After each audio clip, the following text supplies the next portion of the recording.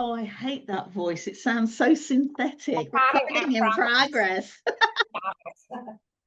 progress. How you doing?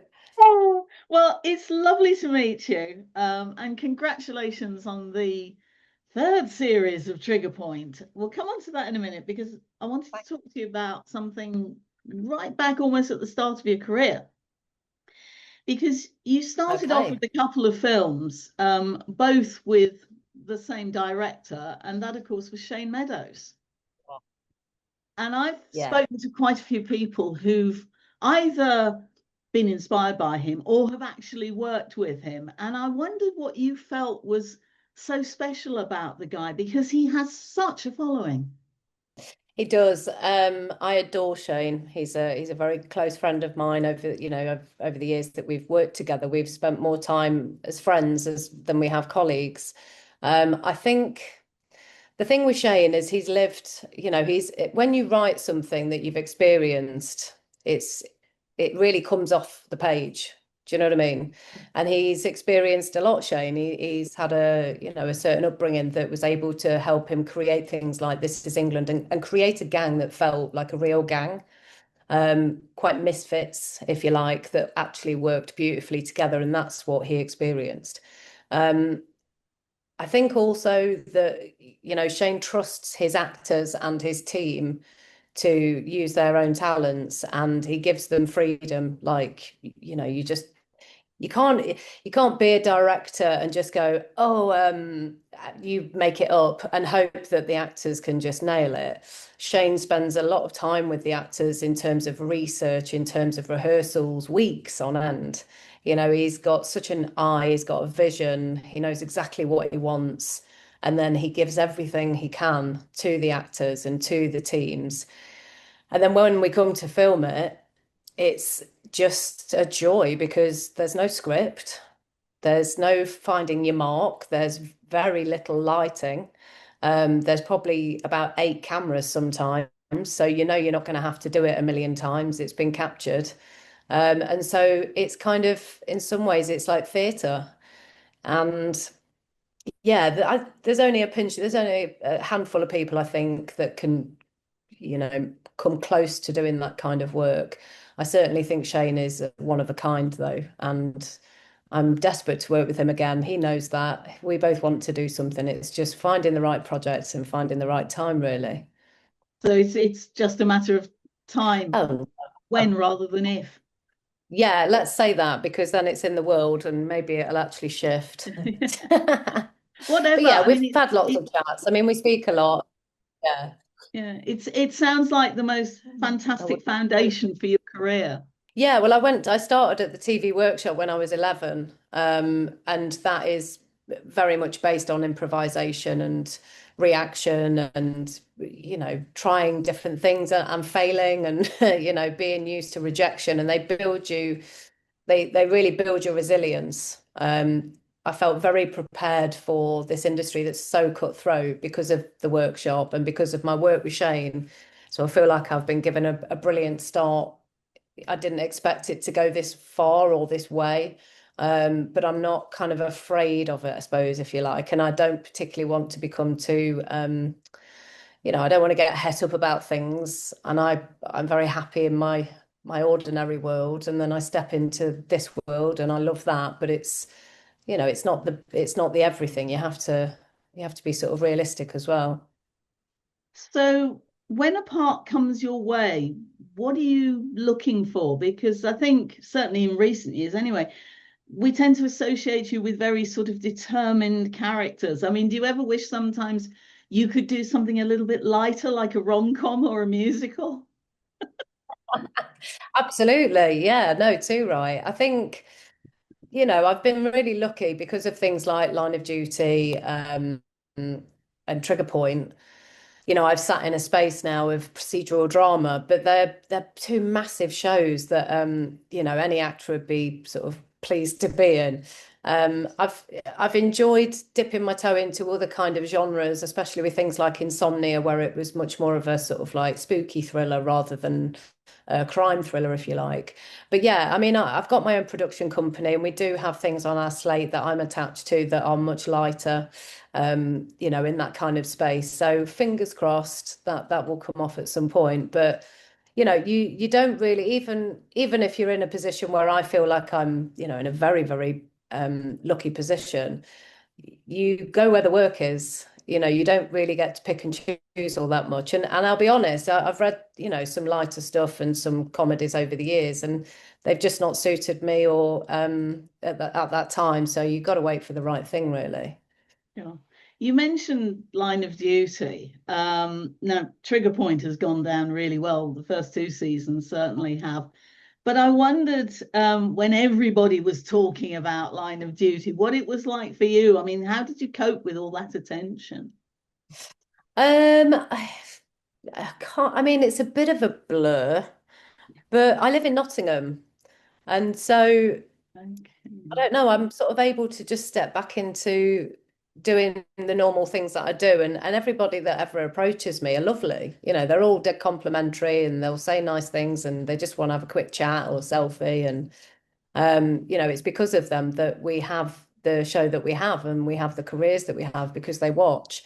So I'm always really grateful. But me, Martin, and AD and Jed, we'd sort of catch up on Zoom. I remember that when Series 6 was aired, because it was lockdown.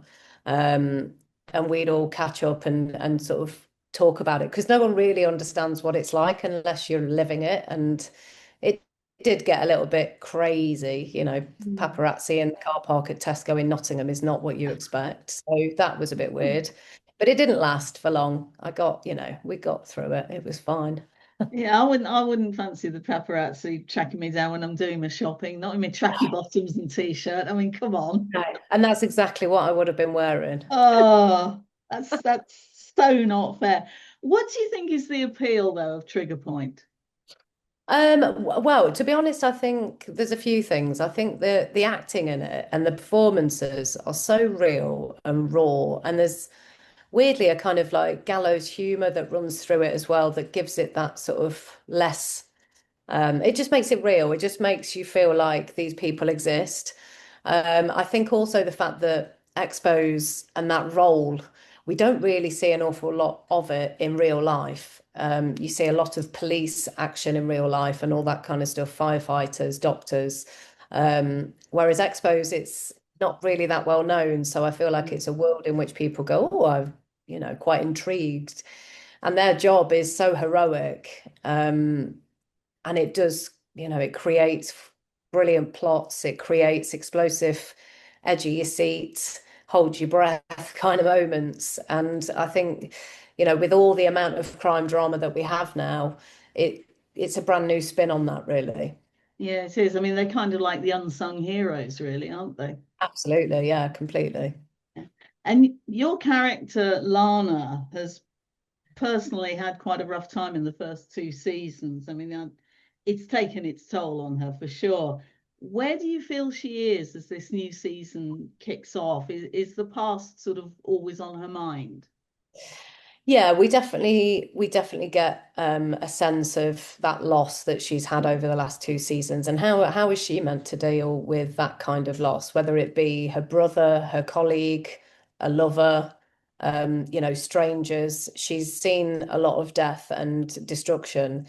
So yeah, we definitely pick up with Lana facing that, or at least trying to face it. But she doesn't really want much help. And so everything feels quite secretive. She doesn't want to particularly talk about her PTSD, which runs deep. And through that, she's using prescription medication to deal with that and deal with the tinnitus as well that she's suffering with. And so there's a combination of things that, was it's tricky, because we've got 45 minutes in each episode, and we want to showcase that and try and understand where she's at emotionally, but we've got a heavy plot line to follow as well. And so finding the balance, I think, between all the departments on the team, I think we did a really nice job on it. But yeah, there's definitely a very tricky start for her. Yeah.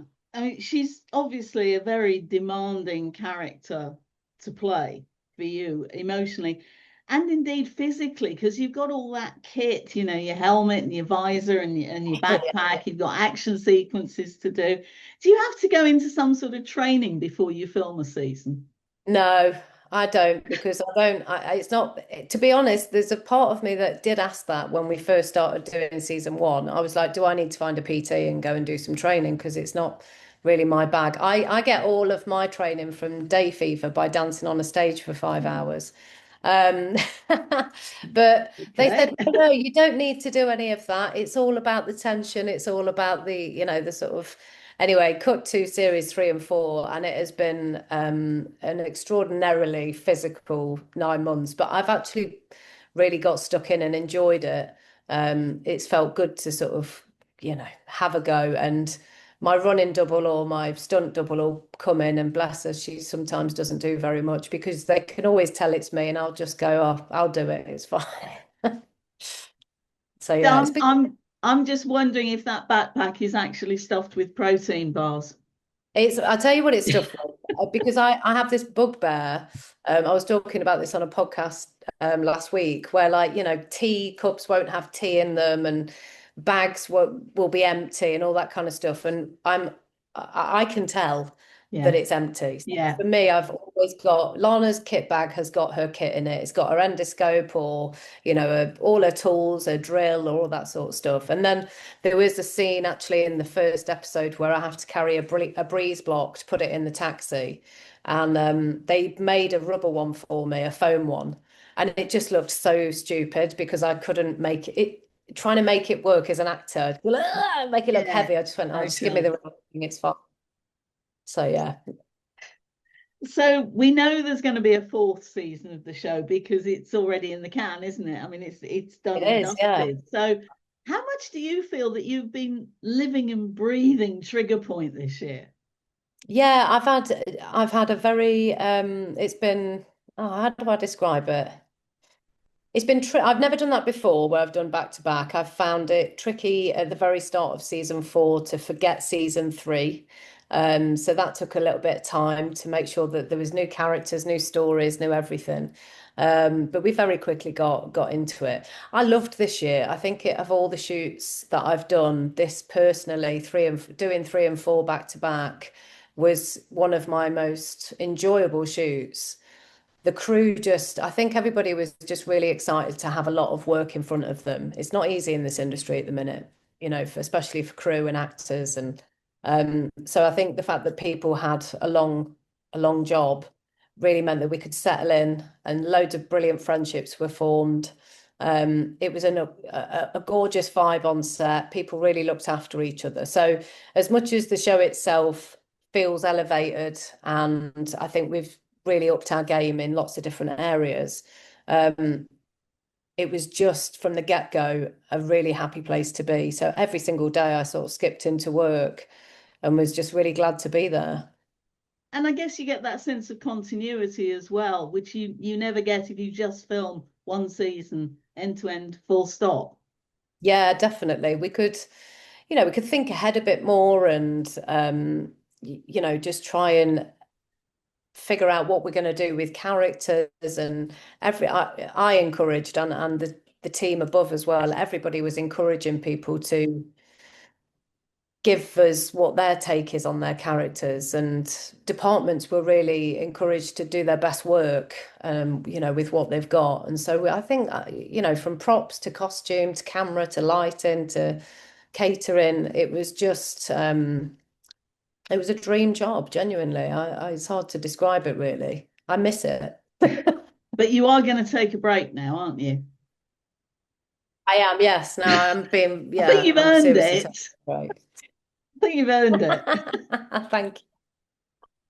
Yeah, I'm Um, going to take a break.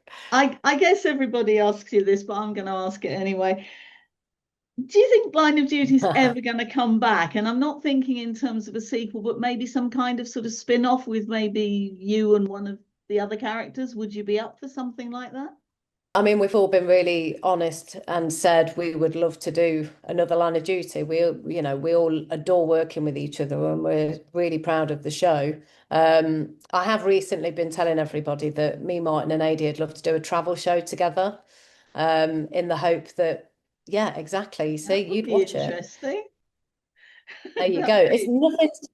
This is just me spinning a web of nonsense, but you just never know. Sometimes people hear Well, things, catch us. exactly. Something might come of it. Yeah, You might exactly. live to regret that.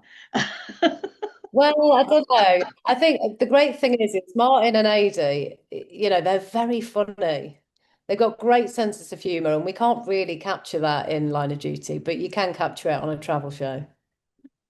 Well, that will be something to look forward to. In the meantime, have a terrific break because you've certainly earned it. And it's Oh, been great thank to you. talk to you. And congratulations again on your third series. And I look forward to the fourth as well. Thanks. Yes, I hope you enjoy it. Cheers. Thank you. Appreciate that. Right. Let's... Ladies and gentlemen, you're watching Hey You Guys! Hey, you guys! Hey, you guys! Hey, that's what they all say. Hey, you guys!